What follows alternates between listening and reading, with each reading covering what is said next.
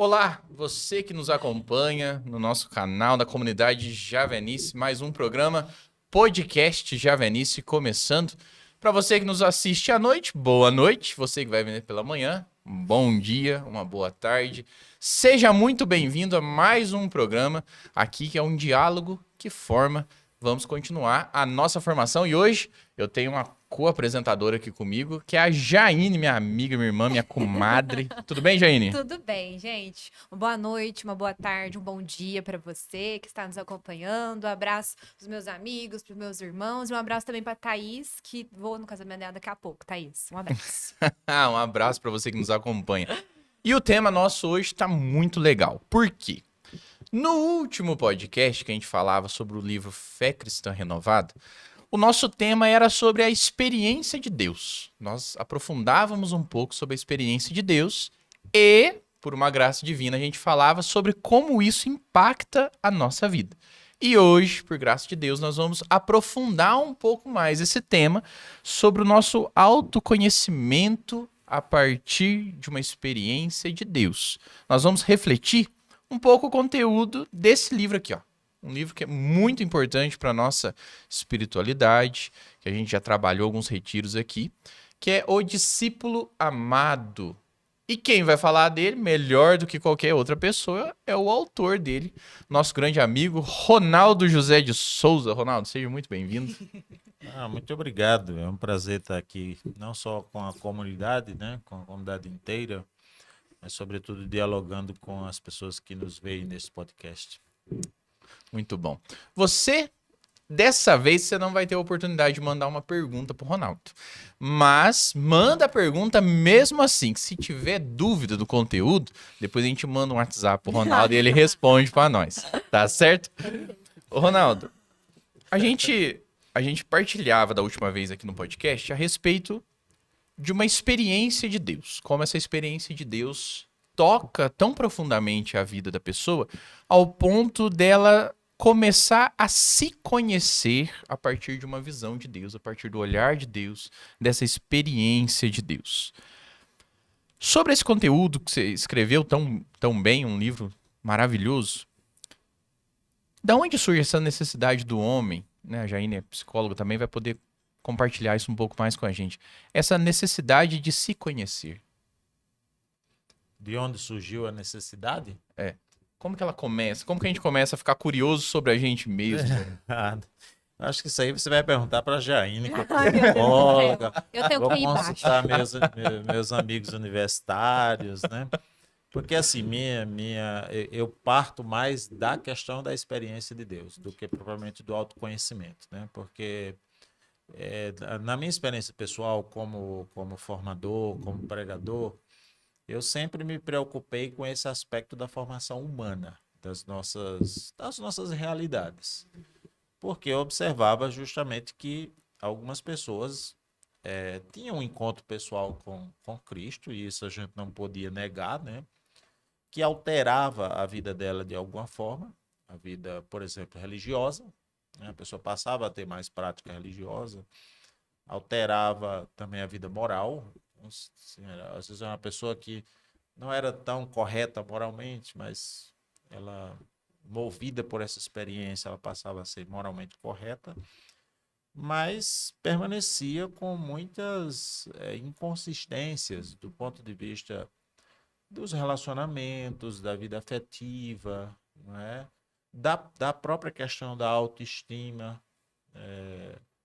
E aí entra minha busca, né? Porque eu vi muitas pessoas dizerem, se não explicitamente, mas implicitamente no discurso, que essa experiência com Deus ela seria suficiente somente para essas dimensões da mudança religiosa e da mudança moral, mas para um amadurecimento do ponto de vista humano dessas coisas que eu estou falando, precisasse ir então buscar nas ciências humanas, em outras técnicas, né?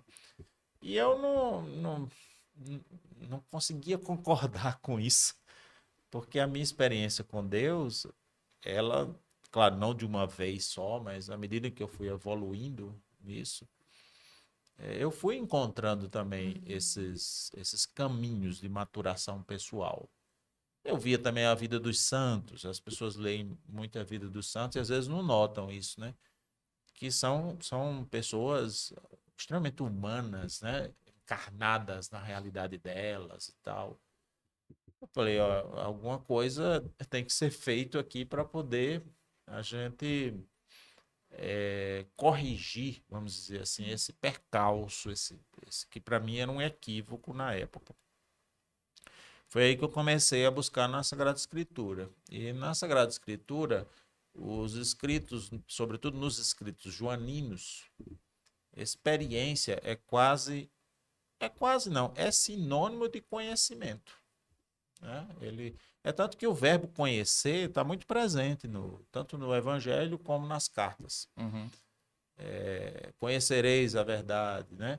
Então, se vocês não me conhecem, se vocês me conhecerem, Jesus trabalha muito isso, né? As cartas joaninas, sobretudo a primeira carta joanina, ela tem muito esse verbo, né? Conhecer.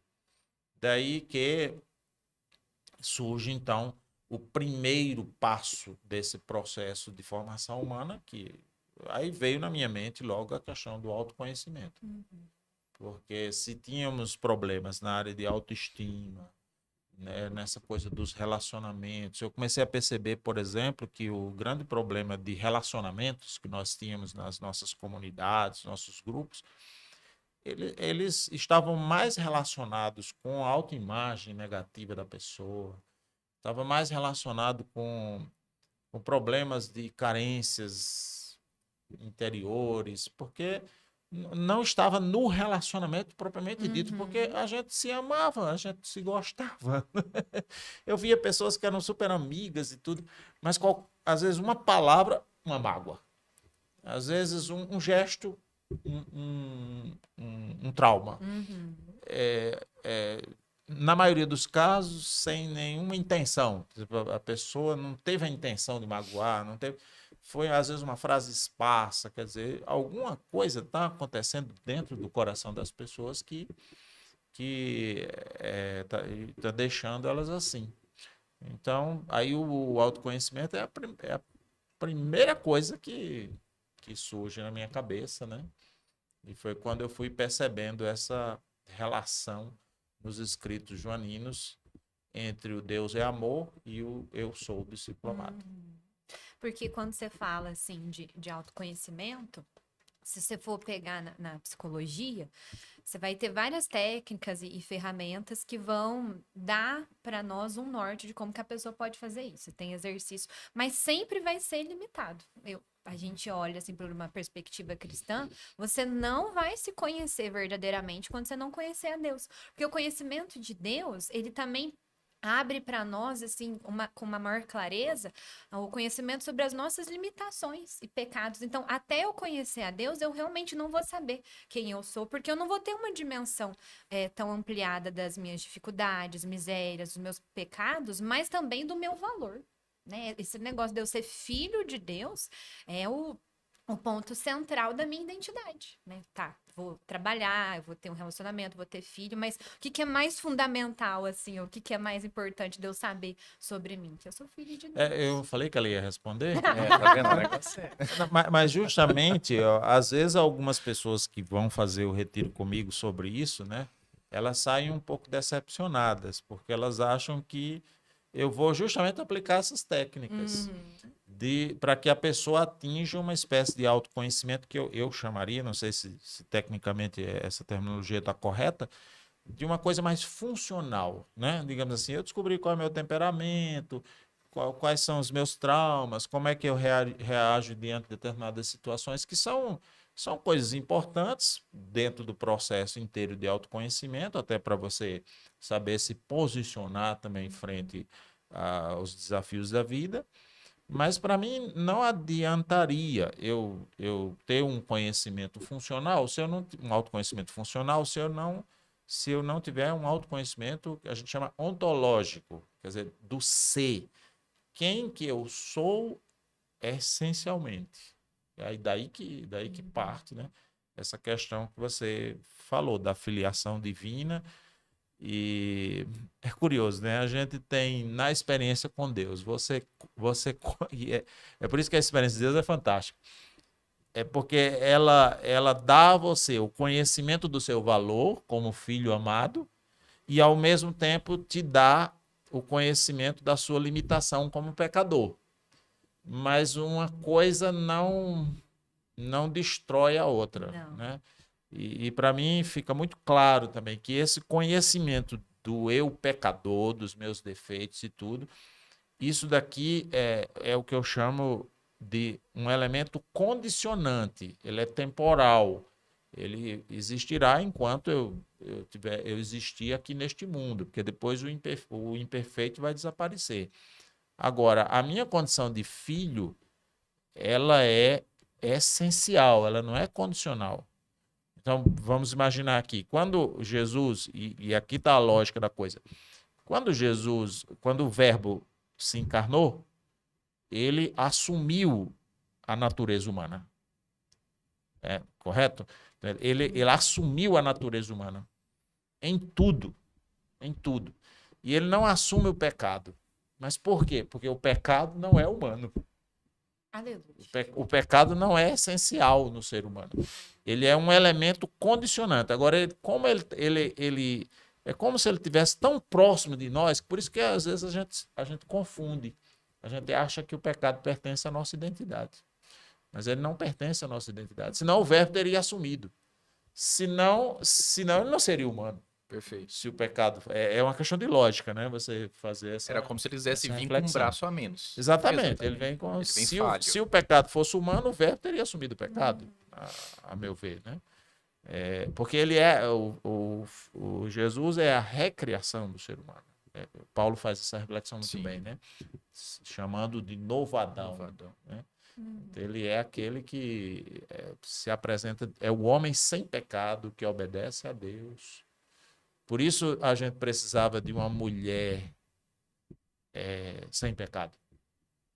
Também. A Imaculada Conceição da Virgem Maria, dentro dessa lógica, ela é perfeita, ela é inquestionável. O pessoal pensa que é só um dogma, né? É um dogma que foi revelado. Sim, e tudo. mas não. Não, o homem. É um elemento não é bom que o homem esteja só. Então é uma recriação do homem. Por isso ela é chamada de Nova Eva. A Nova Eva não podia ter pecado. Exatamente. Ela é o ser humano pleno em sua versão feminina. Perfeito. Que é justamente aquilo que Jesus não poderia transmitir para nós, digamos assim. Um modelo de feminilidade. Perfeito. Embora usasse camisolão, né? Cabelo comprido. E embora, teologicamente, não tem nenhum impedimento de que o verbo se encarnasse uma mulher. Não? Não. Por quê? Teologicamente. Porque é antropos do mesmo jeito. É homem do mesmo jeito. É que a natureza, né? É. A natureza é a mesma, né? A natureza É a humana natureza é a mesma humana, coisa. É a mesma. Agora, por que o verbo encarnou num homem e não numa mulher? Isso ninguém sabe. Muito bom. No livro, Ronaldo, você traz essa primeira experiência de Deus, mostrando primeiro quem é Deus. Enfatizando Deus é amor. E aí vem tirando vem, na verdade, preenchendo algumas lacunas, na verdade, tirando alguns conceitos seculares, mundanos, que a própria sociedade foi colocando como amor. Para quem está nos ouvindo, o que é, de fato, Deus é amor? Qual é o impacto que essa frase tão importante da Sagrada Escritura revela, de fato, para nós? É preciso que se diga que eu tiro alguns conceitos também religiosos. Né? Não seria só seculares, mundanos, mas alguns modos de compreensão do conceito, não que esteja presente na revelação nem no magistério. Se você for a fundo na revelação no magistério, você vai encontrar de outro modo os conceitos que eu trabalho. Perfeito. Mas no discurso, na forma como a gente elabora a nossa catequese, isso tá muito presente, né? Porque de onde parte esse negócio? Se É que esse livro é curioso. Eu comecei a escrever a partir de uma pregação que eu fui fazer lá pro lado do norte do país ali. E me deram o tema Queremos Ver Jesus. Naquele tempo da CNBB. Que a CNBB fez aquele projeto, né? Queremos Ver Jesus. Eu até brinco que eu escrevi esse livro por a culpa é da CNBB. Ou seja, A culpa da CNBB. Direitos autorais. Isso é uma boa, isso é uma boa. porque na reflexão, é, eu lendo o texto bíblico, eu pensei, conhecer a Deus, queremos ver Deus, mas ver para quê? Eu quero ver Jesus para quê? E me veio a compreensão, para conhecer. Aqueles homens queriam conhecer Jesus, não queria só pedir um autógrafo, fazer uma selfie, né, como muita gente hoje faz com os midiáticos, com os pregadores midiáticos. Ver para conhecer, para se tornar discípulo dele, né? E o que está presente na Sagrada Escritura que melhor define Deus, se não a frase Deus é amor, lá presente na primeira carta de São João, né? E foi a partir dessa reflexão. Aí, quando eu fui mergulhar na compreensão Deus é amor, aí foi que me veio a questão, mas o que é o amor? Porque se você diz que Deus é amor, então a gente precisa saber o que é o amor para poder saber quem é Deus, para poder chegar ao conhecimento de Deus. Inclusive, São João diz: quem ama, conhece a Deus. Quem não ama, não conhece a Deus. Hoje, como o amor é importante dentro da Sagrada Escritura, da vida cristã, etc. E tal, né? E aí eu me deparo com o texto em que ele diz: nisto consiste o amor. João capítulo 4, versículo 8, se não estou enganado. Nisto consiste o amor. E ele diz, não em termos nós amado a Deus, mas em termos ter Deus nos amado e nos enviado o seu Filho. O que parece, à primeira vista, um conceito, uma formulação que não diz nada, porque nisto consiste o amor. Não em termos nós amado, mas Ele nos amou. ele nos amado. Parece uma coisa sem nexo, né? Lá em casa eu brinco, os meninos dizem que eu vou demorar a entrar no céu por causa disso, né? Porque eu digo que João escreveu um monte de coisa bacana, mas tudo atrapalhado. TDAH. Tem que juntar, né? Tem que E juntar. um dia eu ainda vou organizar Entendi. os escritos dele e botar, né? Os escritos joaninos organizados, alguma coisa assim, bem. Porque ele vai e vem, né? E volta. Tem uma hora que ele diz que quem não tem pecado é mentiroso, aí mais na frente diz que quem está em Cristo não peca. Ele faz Que horas ele escreveu qual, né? que horas ele escreveu, em que qual? contexto, o que ele estava querendo dizer, né? Aquele negócio todo, né? Então, mas aquilo que parece inicialmente uma coisa que não faz sentido, com um pouco de olhar espiritual, que aqui a gente também não pode ficar com um olhar somente exegético, né? Um olhar espiritual me fez perceber que João estava falando justamente de um movimento de rebaixamento. Ou seja, que o amor não consiste numa trajetória ascendente, né? No desejo de você se tornar igual a Deus. Que aqui é justamente o movimento do diabo. É o anti-amor, né? Por isso ele é o pecador desde o princípio. E é o movimento de Eva e Adão também. Se tornarão como Deus. Tornar-se igual a Deus. Que é uma bobagem, porque já era plano de Deus nos tornar deuses, no sentido de nos tornar iguais a Ele, semelhantes a Ele. Sim. Né? Alguns dizem que a encarnação do Verbo aconteceria independente do pecado.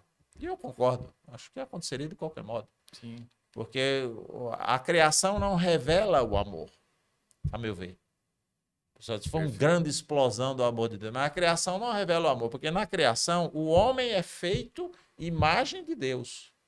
Mas na encarnação, o contrário. É Deus que se faz Na imagem imagem do homem. Então não é ascendência, é descendência. A encarnação é a verdadeira revelação do amor. Aí você vai puxar. Aí quando eu puxo o trecho de São Paulo aos Filipenses. que eu digo que é o conceito de amor paulino, que muita gente pensa que é Coríntios 13, não é? O amor é paciente. Não é, porque ali só são qualificativos. Características, né? do É, amor. característica. Paulo desliza um pouquinho em Coríntios 13, quando ele diz: o amor não busca seus próprios interesses. Aí ele chega no limite do conceito, quase perto. Mas ele vai dar o conceito de amor realmente em Filipenses 2, sendo ele de condição divina, não considerou sua igualdade com Deus, mas aí ele vai mostrando todo o processo de esvaziamento, de rebaixamento, que é espetacular, né? Porque sendo ele de condição divina, não se prevaleceu de sua igualdade com Deus. Aí tornou-se homem. Sendo exteriormente reconhecido como homem, humilhou-se ainda mais, tornou-se escravo. Escravo, morreu. Morte de cruz. O processo de esvaziamento, Deus vai ao limite. Depois da morte de cruz, ainda tem um passo a mais do amor de Deus. Que eu não sei se vocês suspeitam. Oh, glória a Deus. Que é um esvaziamento ainda maior, no meu entender. Que seria a Eucaristia. Que é a Eucaristia. Porque aí ele se torna alimento. O que é mais rebaixamento do que tornar-se alimento? Para você comer. É Deus. Para você comer. Mastigar. Mastigar. E ele diz: fazer isso em memória de mim. E que é um negócio espetacular também. Porque se eu disser aqui a você, né? Eu quero que vocês se lembrem de mim. Então eu vou deixar alguma coisa para vocês se lembrarem de mim. Aí eu vou deixar esse livro aqui para vocês. E toda vez que você olhar, João, Jaine, toda vez que você olhar esse livro aqui, você lembra de mim? Mas Cristo não deixou um objeto fora dele. Deixou o seu próprio corpo. Ele mesmo. É um negócio assim, louco, né? Então esse processo de esvaziamento, Deus que se rebaixa, que ama, que vai até o limite do limite. Porque depois de se transformar em pão, o que tem mais? Não tinha mais o que E você não vê isso em religião nenhuma. Não. Nenhum. Já é um escândalo, né, para o mundo grego, para o mundo romano, para outras grandes religiões, Deus se tornar homem. igual às suas criaturas. Ressalte-se que é um caminho sem volta. Então, uma vez o verbo encarnado, agora Deus é homem. A segunda pessoa da Santíssima Trindade é homem. Ele não tem mais como voltar. E não está condicionado à resposta do ser humano. Tipo assim, eu vou, pai, se der certo, eu fico. Se não, eu desencarno. Não é assim. Ele não está condicionado a isso. Se ninguém no mundo tivesse respondido positivamente a Cristo, ainda assim ele seria homem. E ele estaria na Trindade nos precedendo. Né? Por isso ele é o primogênito entre os irmãos. Né? Você imaginar, você chama a atenção, né? Nenhuma outra religião. De fato, a gente respeita as outras religiões e elas têm sistemas espirituais até muito interessantes, algumas delas, sob certos aspectos, até mais fortes do que o cristianismo. Você pegar, por exemplo, a penitência budista, né? Nossa Senhora. É muito maior do que muito maior do que os cristãos. Mas nesse aspecto, você imagina um Deus que se torna homem, e a partir deste momento, né, o homem está no seio da Trindade. Ele não tem mais como voltar. E no livro, quando você fala de esvaziamento, né, tem uma pontuação lá que você diz assim que esse processo faz com que nenhum deles perca a sua individualidade. Nenhuma pessoa da Santíssima Trindade. O que é a coisa mais doida louca, né? Só pior. Eu gosto de cristianismo por isso. Né? Não dava para o ser humano pensar exato. isso. Não dá. Porque se você... É muito interessante, você chamou a atenção muito oportunamente. quando o homem quis se tornar Deus, ele perdeu a identidade dele. Ele se Exato. perdeu. Ele ficou Ele não queria perdido. ser o que ele era. É, como ainda hoje, os homens, quando querem se transformar em Deus, se perdem, Ou né? até de outra coisa. Agora, Deus, quando se tornou homem, não perdeu sua identidade, porque o amor é esse esvaziamento.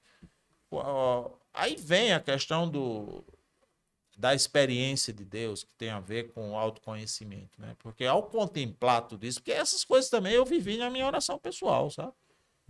Assim, reunindo elementos na oração comunitária também. E ter essa compreensão que eu tive, graças a Deus, né? Que é uma graça de Deus, não é? A gente, às vezes, não é um conhecimento que você detém. É claro que a gente quebra um pouquinho a cabeça. Mas ao fazer essa leitura de tudo isso que o Verbo fez, eu fiz ao mesmo tempo o reconhecimento de que eu sou esse alguém na direção de quem o Verbo se esvaziou. Então, a experiência de amor, quer dizer, um Deus fez tudo isso por minha causa.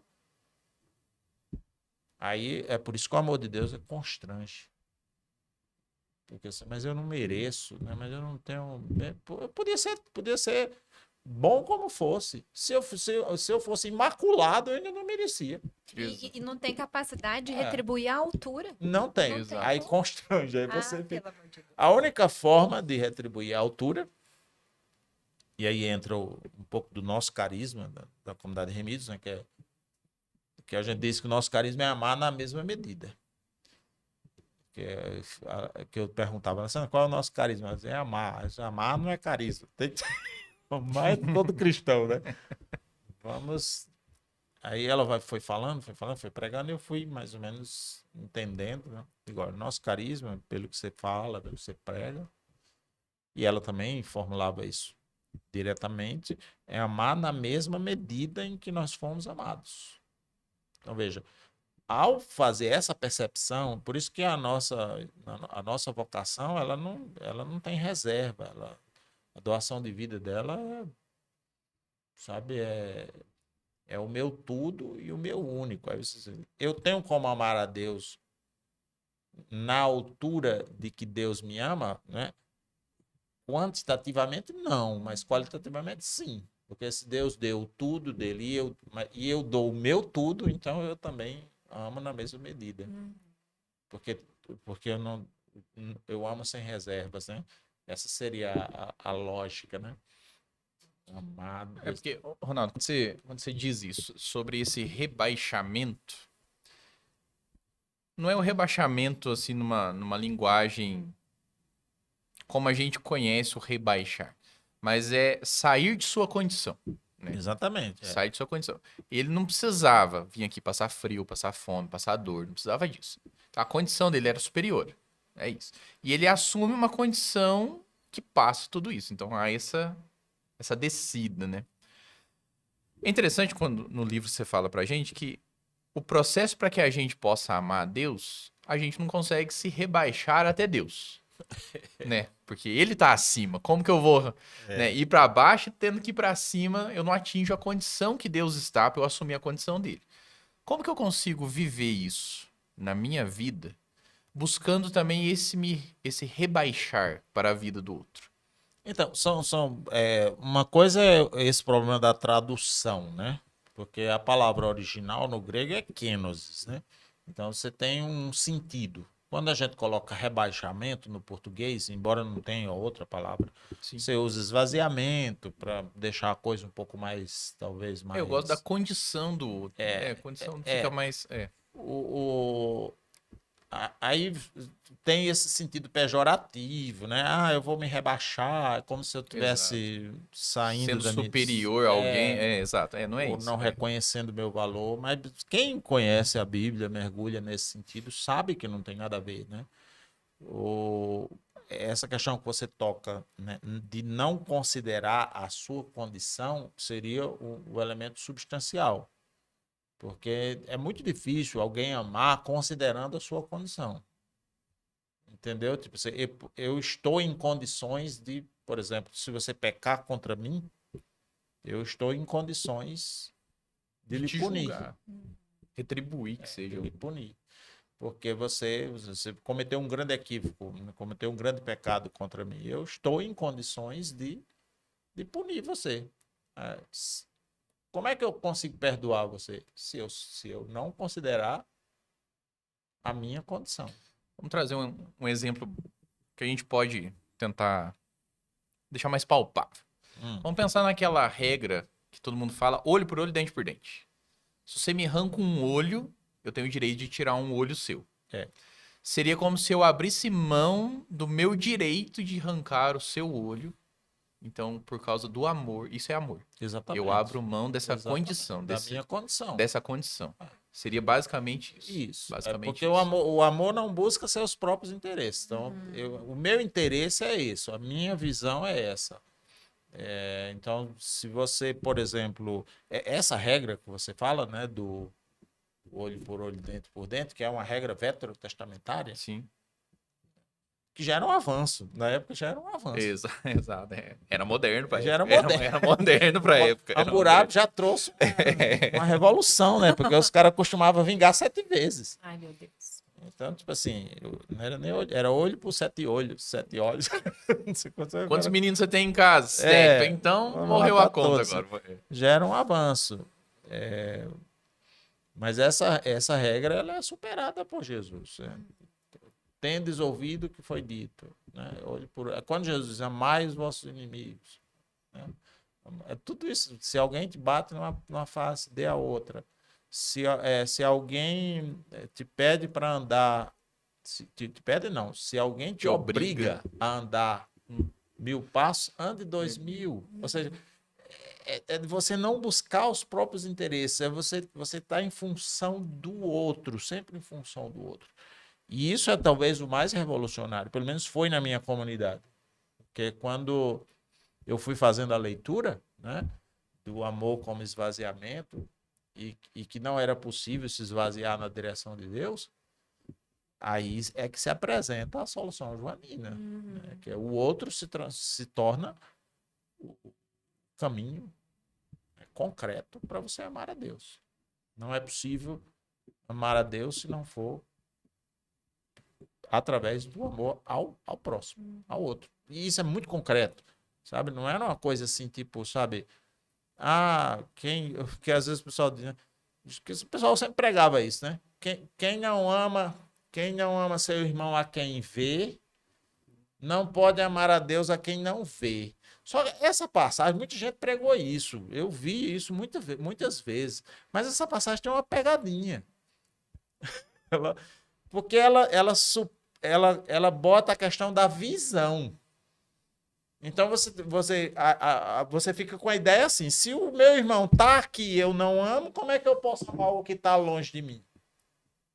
E a palavra não quer dizer isso. Ela quer dizer que você precisa de um intermediário. Não é porque esse aqui é mais fácil de amar do que esse. Até porque nem sempre é mais fácil de amar, né? O irmão. Então, se a palavra for pega literalmente, então o cego está liberado.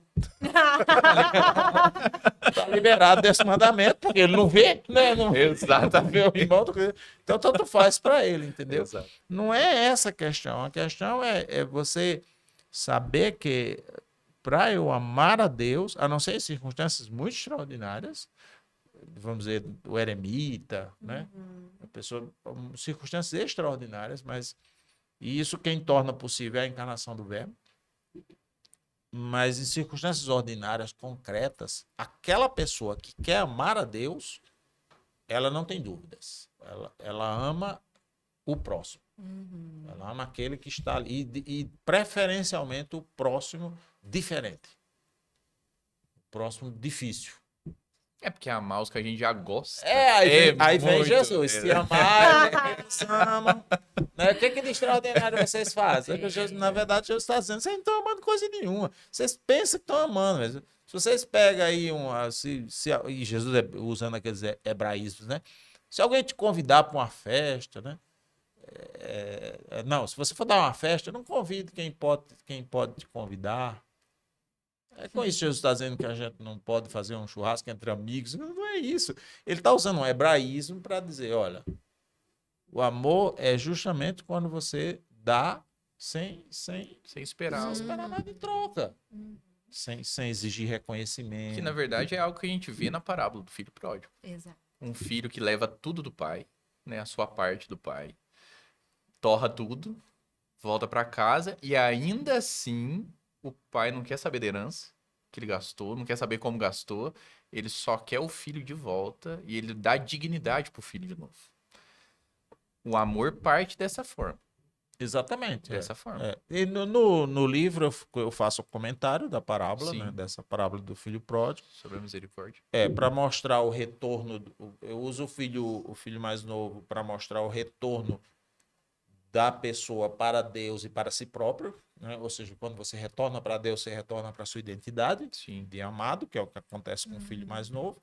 E uso a saga envolvendo o filho mais velho para mostrar como o pai o corrige. Aquilo ali é o ponto central, né? Quando o filho mais velho, ele diz uma frase, né? Eu sempre te servi, né? E tu nunca me deste um cabrito Pra festejar com os Nossa, que amigos. cara para chato, festejar, né? né? Eu sempre te servi. E quando chegou esse teu filho que gastou teus bens com prostituta, ainda deu uma aumentada, né? Porque no começo da parábola não diz Não que é era isso, prostituta. não era. Que ele nem sabia, né? Claro que é uma parábola, mas se Mas fosse real, contar né? os O cara fatos, sabia, né? Como é que... Quando chegou esse teu filho que gastou teus bens, aí tu matas o novilho gordo, etc, etc. Aí o pai corrige. Aquilo ali é que é o centro da parábola. Aliás, o centro da parábola é o pai, né? Sim. Ela ficou conhecida como parábola do filho pródigo, mas isso Seria muito mais do é uma pegadinha. pai, né?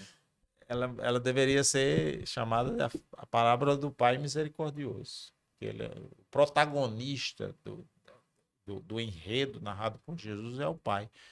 Aí o pai diz, filho, tu estás sempre comigo. Ou seja, ele corrige. Porque o filho diz, eu sempre te servi. Ele diz, filho, tu estás sempre comigo. Você não me serve, você está comigo. É muito diferente. Olha só. É muito diferente. E se estamos juntos, não importa de quem são os bens. No nome de quem. Isso aí a gente vê nas relações humanas. Né? Casamento. Sim, No exato. casamento, né? Então, estás sempre comigo. E quando chegou este teu irmão, aí veja a correção de novo, né? Porque ele diz, quando chegou esse teu filho, Ele tirou o laço, ele né? tirou o laço. Ele tirou o laço. Rompeu, né? Ele cortou. Aí o pai devolve. Mas este teu irmão, você devolve. Porque ali tem uma revelação profunda. Na hora em que você rompe o seu vínculo com os irmãos, você rompe também os vínculos com o pai. Uhum. Essas relações, elas são tão intrínsecas. E no cristianismo é assim. Tanto que no cristianismo, casamento, esposa, filho, tudo isso está muito ligado, sabe? O mundo moderno é que deu uma separada. Então, por exemplo, às vezes você escuta a pessoa dizer assim, fulano é um péssimo marido, mas é um bom pai. Uai. No cristianismo não existe isso. Não existe isso, porque não pode existir uma pessoa Duas que é versões, é bom pai para mim e não é bom marido para minha mãe. Uhum. É um negócio muito estranho. Mas, uai, mas será que meu pai é outro? Será que É, meu pai é entendeu? outro? Será que Agora, não é? é claro que a gente entende a lógica do Sim, mundo, é. entende o que a pessoa está querendo dizer, né? Que ela, de repente, a pessoa é responsável, não eximiu-se das responsabilidades com os filhos, o que já é uma coisa boa, né?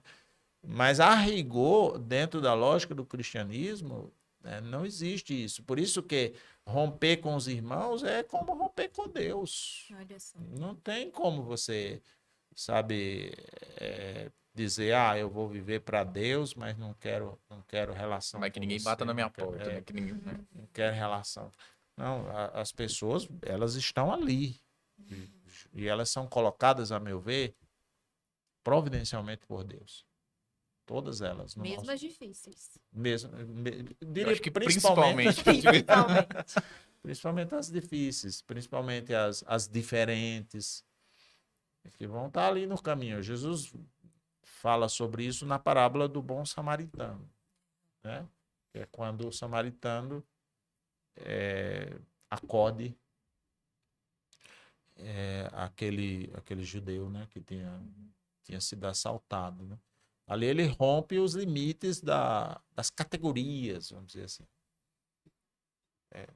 Fariseu, publicano, o mundo no tempo da cultura de Jesus era muito marcado por essas categorias. Fariseu, publicano, pecador, prostituta, não sei o quê. E Jesus rompe esses limites todos. Sai rompendo. Ele vê as pessoas. Ele vê pessoas. Não vê categorias. O que Jesus ainda ficava mais irritado um pouquinho era com os fariseus, né? Mas mesmo assim não deixou de ter relação com fariseus. Zé de Arimateia, Nicodemo. Sim. Zaqueu era publicano. Mas mesmo assim ele tem a relação com esses fariseus que quiseram abrir o coração para ele. Ele viu pessoas ali, né? Então, ali, na comunidade Remidos, isso foi uma revolução, sabe? Eu lembro quando a primeira vez que eu estava pregando, tinha uma menina que ela estava assim, ela era eu falando e ela agoniada, ela mexia para lá, mexia para cá, mexia para cá. O que foi, minha filha? Não, é porque isso aí muda tudo, isso aí muda tudo. Isso aí muda tudo. É para Isso mudar aí tudo muda tudo. mesmo. Agora você já sabe. Se você quer amar a Deus, então ame concretamente as pessoas que estão ao seu redor. E não é só uma questão de ser mais fácil porque você vê. É uma questão essencial. Precisa amar os outros. E como isso faz a gente feliz, né? Que depois deságua no último capítulo do livro, que é uma questão filosófica, sendo o amor, que aí eu encaro essa questão, né? Sendo o amor rebaixamento, esvaziamento, sair de si, como é que o ser humano pode alcançar a realização de si através de um movimento que, em princípio, implicaria numa negação de si? Pelo amor de Deus. Agora Cris. começou a ficar. Cris, cadê o A Rivotril? cabeça começou. A cabeça tava acompanhando, não sei se você, mas assim. Ela é ótima. Agora eu Tava quero Cadê o acompanhando. Rivotril? Tava acompanhando. Tava acompanhando. Aí eu não Sei. sei se eu dormi no restinho agora. Mas é isso. Mas é. Mas é isso. Mas veja que diante disso que você estava falando, eu posso avaliar, por exemplo, a minha conversão pela qualidade dos relacionamentos humanos que eu tenho também. Eu poderia, não é errado ter esse raciocínio. Desculpa, eu não entendi. Por Vamos lá. exemplo, né, à medida que você vai descrevendo esse ponto, né, do esvaziamento de si e da melhora das nossas relações humanas, né, a partir desse entendimento por parte mesmo da experiência com Deus, eu poderia dizer assim, nossa, se eu tô melhorando, se eu tô progredindo ou não no meu processo de conversão pela qualidade dos relacionamentos humanos que eu vou estabelecendo também. Ah, sim, sem dúvida é um critério. É um critério. Inclusive, eu estou desenvolvendo agora, pregando agora, comecei a pregar, porque a comunidade Remidos, os meus irmãos e comunidades são é o meu laboratório, digamos assim, né? Antes de escrever, eu costumo pregar. Eu vou pregando e eles vão. Aí eu vou botando para discussão, e aí eles vão Vai dando fazendo feedback, dando você vai. feedback, fazendo as perguntas. Vai validando. E agora eu estou desenvolvendo o itinerário de maturidade afetiva, né? Já escrevi o de maturidade humana, o livro vai sair em fevereiro, já. Minha ideia era publicar agora em novembro, mas infelizmente deu um percalço. Vai se chamar O Discípulo que Ama. Seria maturidade humana a partir da experiência de Deus. E depois, quando eu concluir esse itinerário, aí nós vamos eu vou tentar escrever o discípulo amável, que Da hora. seria Legal. para fazer uma trilogia, no caso, né? Que seria a maturidade afetiva, né? E ali, uma das coisas que eu digo é um critério de que você está identificando-se com Cristo, quer dizer, você está assumindo a identidade de Cristo realmente, e isso é conversão, Uhum. isso é intimidade com Deus, é você adquirir os contornos da identidade de Cristo, sem deixar de ser você, Isso. né? Perfeito. Um dos sintomas é o modo como você sente. Como estão os seus sentimentos em relação, sobretudo em relação às pessoas. Aí você vai medindo, né? Medindo sua conversão pelo modo como você pensa, pelo modo como você age e pelo modo como você sente. Quero Ei, ler. tá aí, livrinho bom pra gente ler. Sai em fevereiro, Ronaldo? Em fevereiro. É que eu tive um percalçozinho, porque questões vamos dizer, ajustes editoriais. Mas isso é muito profundo, né? É uma conversão muito profunda, que ela não tá só assim no estereótipo, né? E não fazer as responsabilidades, vou pegando responsabilidade na comunidade, nisso, né? É Toca uma o coisa comportamento, da né? personalidade. Mas essa é a proposta. É uma mudança identitária. A conversão é uma mudança identitária. E se você ficar na conversão só, como você está dizendo, né? De servidão apenas. Só aparente, aparente assim, não é que seja coisa ruim se você é engajado, se você serve a Deus, né? Mas há níveis mais profundos Há de níveis mais conversão. profundos de conversão e de experiência de Deus, propriamente dito. Porque senão você pode ser uma pessoa boa e tudo, mas não vai encontrar essa profundidade que o cristianismo nos propõe. E aí, a gente vai de encontro com aquilo que Jesus falou. Olha, naqueles dias muitos dirão, pregamos em teu nome. Esse que é o perigo. Ai, meu Deus, a Bíblia tá errada de Não. novo. Esse que é o perigo, né? Muitos dirão, não, mas nós não fizemos milagres no teu Nós nome, expulsamos né? demônios. Isso é um critério, inclusive, para a gente até fazer discernimento, porque às vezes a gente vê uma pessoa muito abençoada, no sentido assim de ser um grande pregador, de fazer milagres, de ser instrumento na vida de muitas pessoas para que elas encontrem a Deus, e você associa isso com santidade. E não é. E não é. Não é? E Não não é é. santidade. Uhum. A pessoa pode ser um cara, pode ser um bandido. Porque você vê que é a seriedade da coisa, né? Jesus responde: não vos reconheço.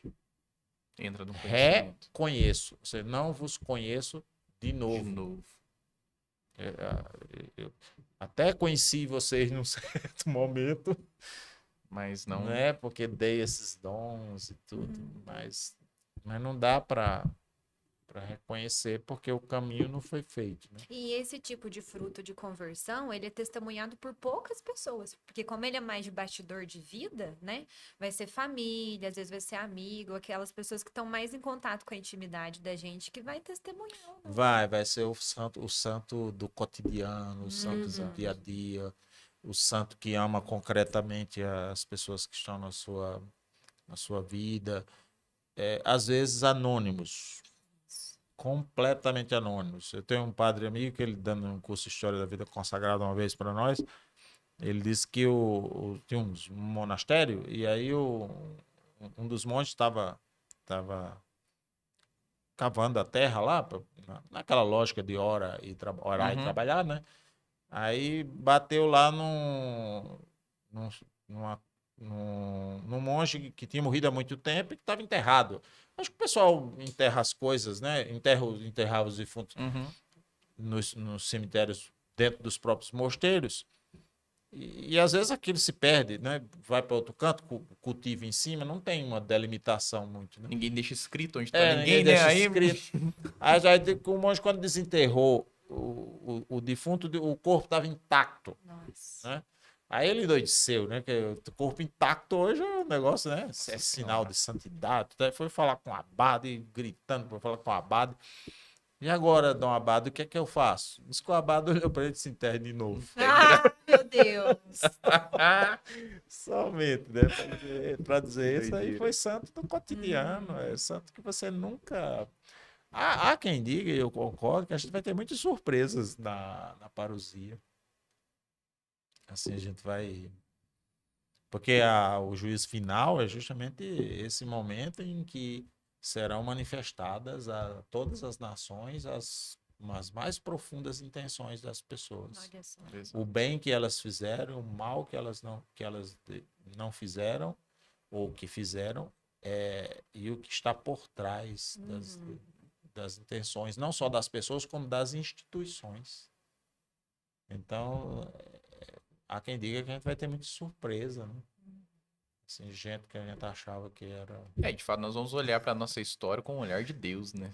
Pois é. Aí o negócio todo vai um ficar. processo. A gente vai conhecer coisas que não conhecia, saber de Totalmente. coisas que foram Que eu- escondidas na época. Que eu fico ansiando, esperando esse momento, né? Porque você imagina o conhecimento que a gente tem hoje aqui, e essas coisas que a gente está partilhando aqui, né? Já são empolgantes. Nossa, no dia Não vai é? dar o que A gente falar. já, No já dia. deixa a coisa, a gente já fica. Você imagina alcançar um conhecimento isento das nossas paixões, dos nossos limites temporais. Não é que a gente vai ter o conhecimento que Deus tem, né? Sim. Mas o conhecimento livre dessas inconsistências temporais, né? Eu brinco às vezes quando algum jovem vem falar pra mim sobre como que vai ser o dia do juízo final, pra ficar fácil entender, eu falo assim, ó, pensa que Deus vai botar um data show e contar a história do jeito certo pra gente. É. Vai ser quase isso, vai ser quase isso. Mas quando Jesus voltar, já vai ter uma tecnologia mais Ah, moderna, não, já vai mais ser moderna. outra, vai ser outra Outra coisa, vai ser inteligência outra Data artificial. show não dá. Data show não dá, já desconecta na hora, vai dar um problema. Ai, ai, muito bom. Eu fiquei recordando, no início você disse, né, que os santos, eles têm essa parte humana, né, e ainda no último assunto, me recordei de Santa Teresinha, porque, assim, morreu totalmente, assim, desconhecida, né, dentro das próprias irmãs. E depois que foi, né, publicado o livro, A História de uma Alma, e que a gente foi descobrindo, né, quem ela era realmente. E ela tem uma frase, interessa o que Deus pensa de mim, que eu acho que entra muito encontro disso que nós estamos falando sobre o autoconhecimento, né? Ao longo dessa conversa. Saber que Deus me conhece, né? Interessa realmente o que ele sabe de mim. E pior que ele sabe mesmo os meus podres, essa parte ruim. E escolhe nos amar dessa forma mesmo que foi dita, né? Desse esvaziamento, assim, de nós. E como isso traz paz, né? Pro nosso coração. Porque é totalmente gratuito, né? A experiência de Santa Teresinha no História de uma Alma seria um exemplo muito claro, né? Dessa maturidade humana alcançada, e no caso dela, de uma maneira bem inusitada, assim, porque ela diz, eu cresci num instante. Uhum. Porque ela era uma menina difícil, assim, mimada. Chata mesmo. Meio Chata, a palavra é chata, tudo, a né? palavra é chata. E tem um momento chave da vida dela, né? Que ela diz, eu cresci num instante. Quer dizer, ela teve um processo de maturação, a graça de Deus ali também. Até porque ela morreria aos 24 anos, né? E viver o amor. Tem uma coisa de Santa Teresinha, inclusive, que eu uso, não sei se nessa edição eu cheguei a usar, porque eu descobri depois, apesar de eu já ter lido História de uma Alma, né? Porque uma das coisas que o pessoal questiona muito quando eu prego sobre isso é porque eu digo que não existe amor a si mesmo.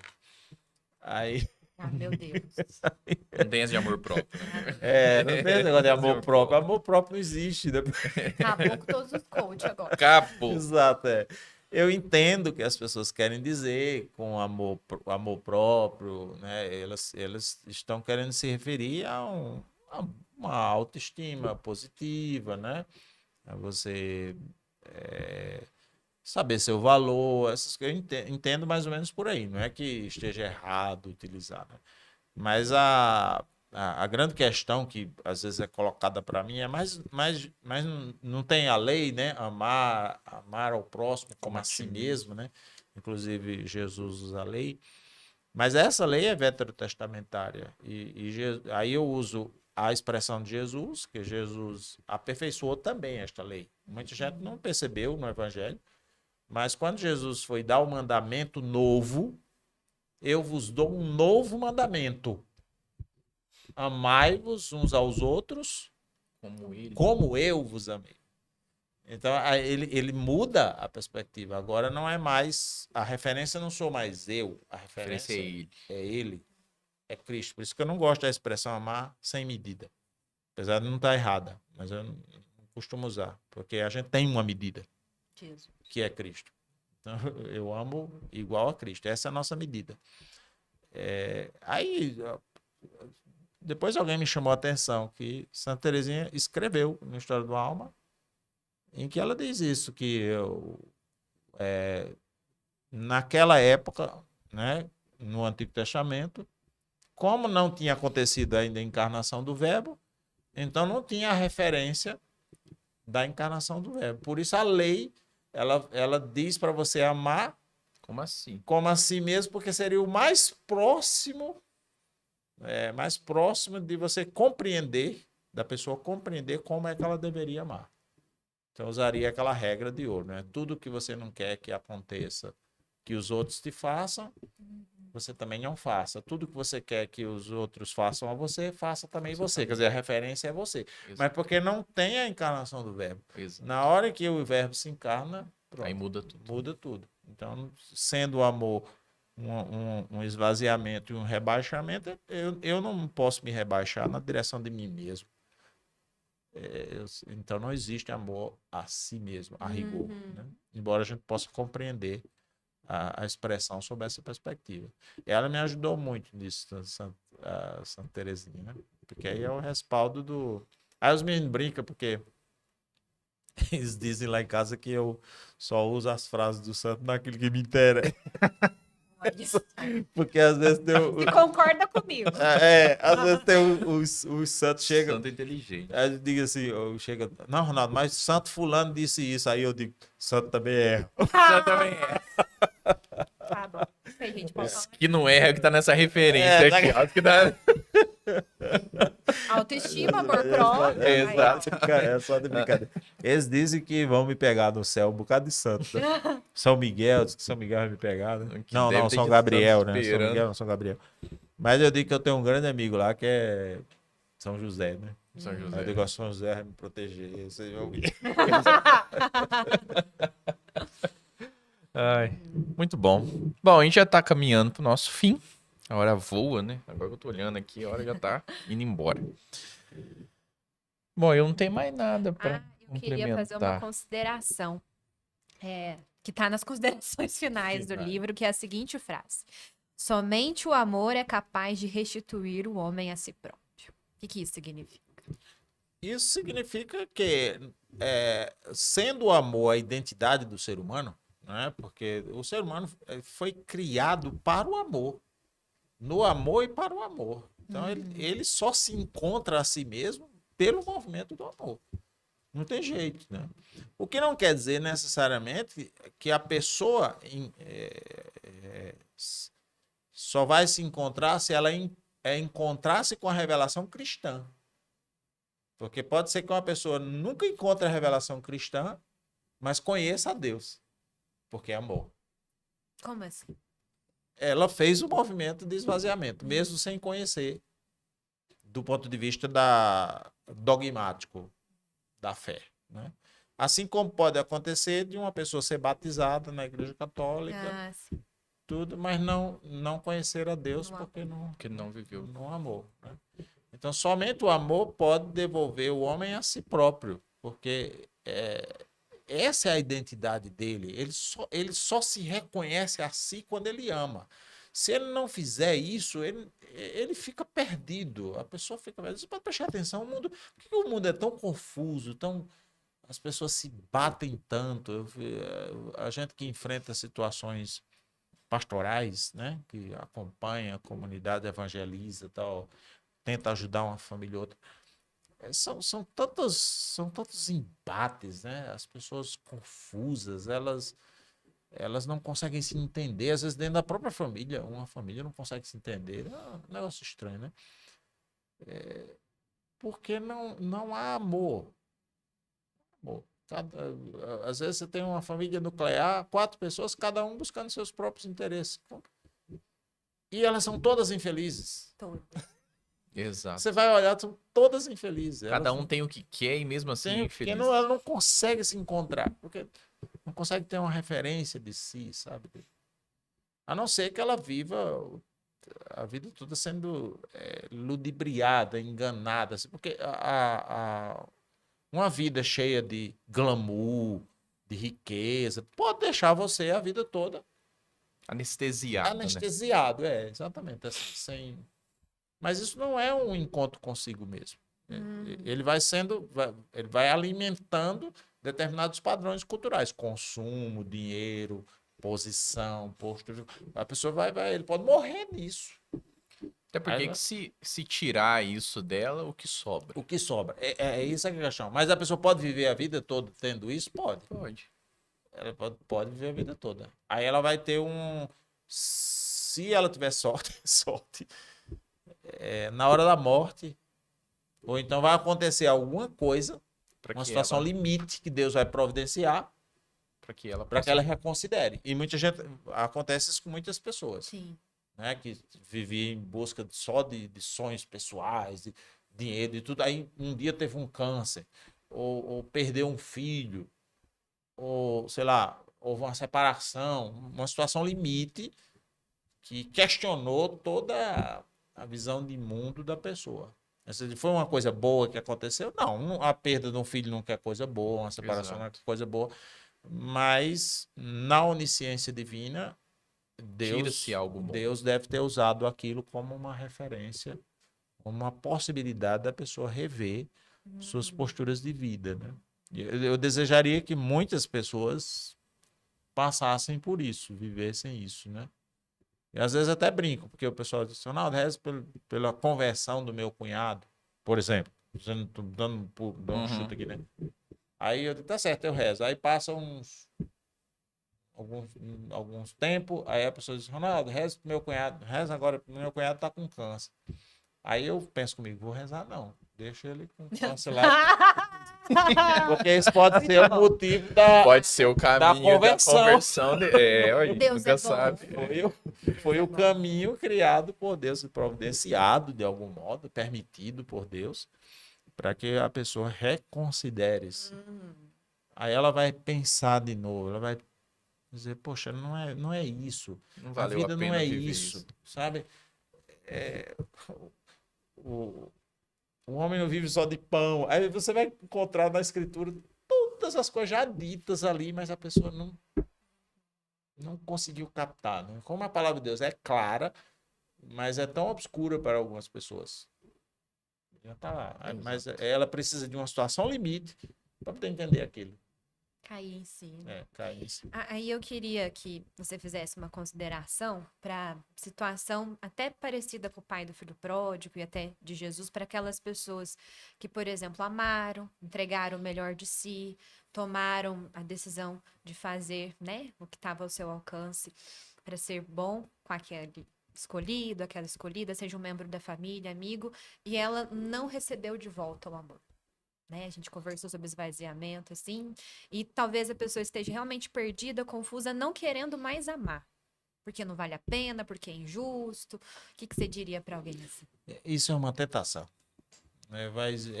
Hoje há inclusive um movimento cultural que quer nos convencer de que não vale a pena amar. Então, tipo assim, eu não recebi recompensa. Mas o amor, diz um São Bernardo, por exemplo. São Bernardo é um santo da igreja, ele diz que o amor, ele é como se fosse uma recompensa de si próprio. Então, a felicidade de amar está no próprio movimento de amar. Ele não depende de retornos e de recompensas. A realização é o fazer. É o fazer. Se a pessoa, Vai ser grata ela ou entrou não, num né? processo de desestímulo de si, de depressão, porque ela não recebeu a recompensa, é porque muito provavelmente, é claro que a gente não pode ficar julgando toda a situação, Uhum. mas muito provavelmente ela amou esperando essa Um recompensa. interessezinho ali, E né? isso afetou a própria natureza do amor. Então, se ela não, na verdade, ela não amou, ela pensava que estava amando. Aí vem as tentações e a cultura, dizer, olha aí, tá vendo? Tá Caiu vendo como não cavalo. adianta nada? Você renunciou sua vida, deixou sua vida por causa do seu filho, por causa do seu marido, do seu quê? Tá vendo? Você tem que cuidar de você. Aí vem, você tem que cuidar de você. Aí a pessoa vai buscar agora numa espécie de amor próprio, achando que isso vai devolver a ela a identidade. Aí ela sai do esvaziamento e começa um inflar de si mesmo. A situação dela é pior do que a primeira, porque se Sim. naquela primeira ela estava amando esperando recompensa, ela não tava, ela na verdade ela não estava amando, porque estava esperando recompensa. Mas pelo menos Tava indo. ela Tava estava indo. cuidando dos Tava indo. outros, né? Ela estava dando um sinal, vamos dizer assim, de que ela poderia se encontrar. Quando ela muda de percurso e agora eu não quero mais saber de você, sabe? Não vou. É um processo quase de Ah, você, meus filhos, vai desconversão. cuidar agora, você não cuida, eu vou cuidar de mim, vocês que se viram. Agora, isso não vai levar a lugar nenhum, né? É uma grande tentação. E o Satanás entra mesmo forte aí, sabe? Porque é um discurso convincente, né? Ele é Palpável, né? convincente, é É palpável. palpável, Você é tá palpável. sentindo dor. Exatamente. A pessoa É, sente dor, ela sente exato. trauma, ela sente ingratidão, sentimentos de ingratidão, de tudo, né? E a gente sabe que as grandes tentações demoníacas, elas acontecem justamente nos momentos de maior fragilidade psicológica. É quando Satanás chega para... Que é o que acontece com Jesus, né? Uhum. Na hora em que ele está enfraquecido pela fome, lá Sim. no deserto, aí a tentação chega. Por isso que eu aprendi a lidar um pouco com a tentação por causa disso, né? Porque quando eu tô frágil, eu já sei. O diabo tá por aqui. Tá Ai, pertinho. Olha o cheirinho do. O diabo tá por aqui. Ele vai querer me convencer de algumas coisas, né? E aí, em momentos críticos da minha vida, por exemplo, eu tive que estabelecer algumas coisas inegociáveis. Então, não se deve negociar com o demônio nem sobre bala que você vai comprar. Mas, sobretudo, algumas coisas da identidade pessoal, isso aqui é inegociável. Então, tipo assim, aquilo que diz respeito à minha identidade, à minha condição de consagrado, à minha condição de cristão, filho de Deus, à minha condição de pai, de esposo, de pregador do evangelho, isso aqui não está em questão, sabe? E aí entra a batalha espiritual, né? Você firmar. Não, isso aqui você não mexe, isso aqui não. Você pode mexer se você quiser, mas você pode. Deus pode permitir que os demônios até nos afetem fisicamente, psicologicamente, como fez com Jó, Uhum. por exemplo, né? Mas a identidade o demônio não tem, ele não tem essa força uhum. de tocar, né? Isso só a gente renuncia. A gente poderia dizer, então, assim, se você sofreu por amar, você vai ser curado desse sofrimento amando. Amando. Amando. Tem Amando. que rever, então, mas por que eu estou esperando em troca, sabe? Por que eu esperei em troca? Mas o amor não exige recompensas. Eu preciso reencontrar Deus. Talvez fosse o momento de reavivar a experiência de Deus. Uhum. Né? Peraí, tu me amaste gratuitamente. Então, por que eu estou fazendo dessa maneira? Eu preciso me reencontrar comigo mesmo. Aí tem os mecanismos para isso, né? Alguns, no Brasil, pelo menos, a gente tem algumas comunidades, alguns grupos que fazem retiros de cura interior também, né? Sim. Até combinando algumas técnicas com acompanhamento de psicólogos, bons profissionais, que a técnica, as técnicas, elas são úteis, né? Elas são úteis. São ferramentas, né? São ferramentas. Às São vezes ferramentas. você precisa de um... Até de um... Rivotril. Um Rivotril. Até um... Por É um que não, caminho. né? Quando eu fui ué. quando eu fui na psiquiatra a primeira vez, né? Ai, meu Deus. Que eu fui na psiquiatra, eu brinco porque uma vez eu recebi uma mensagem, né, de um rapaz me perguntando, Ronaldo, eu estou muito preocupado, por que que tem tanto pregador, tanto missionário entrando em processo depressivo, em processo de ansiedade, etc, etc, etc. Até alguns deixando Uhum. o ministério por causa disso e tal.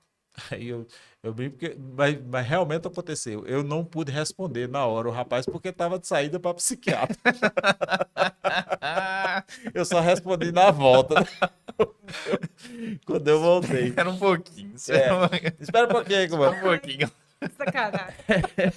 E ela, a primeira coisa que ela. Quer dizer, a primeira coisa entre as orientações mais básicas foi: você precisa dormir.